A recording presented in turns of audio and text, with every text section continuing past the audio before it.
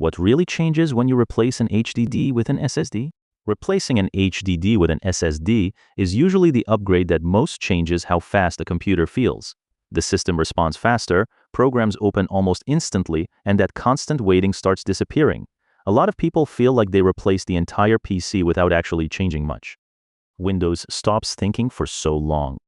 With an HDD, it's common to click something and wait several seconds before anything reacts.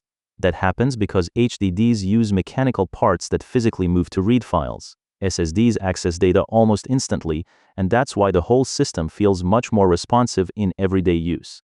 That's when freezes start disappearing. Slowdowns while opening browsers, launching programs, or turning on the computer usually improve a lot after the upgrade. Even small things feel different.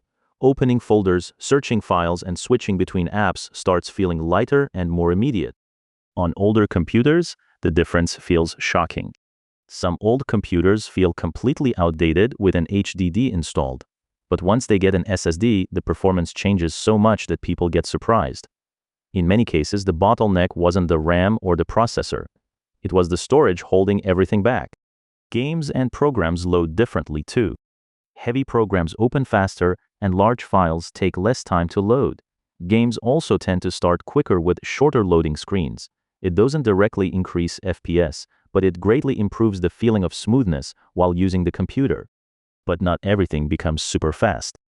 If the computer has very little RAM or a weak processor, some slowdowns will still exist. An SSD improves file access and reduces overall sluggishness, but it doesn't perform miracles on very weak hardware.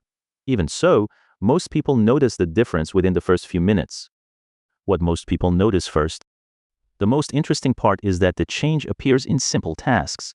The computer boots faster, reacts more quickly, and becomes less frustrating to use every day. It's that feeling of clicking and actually seeing the system keep up with you.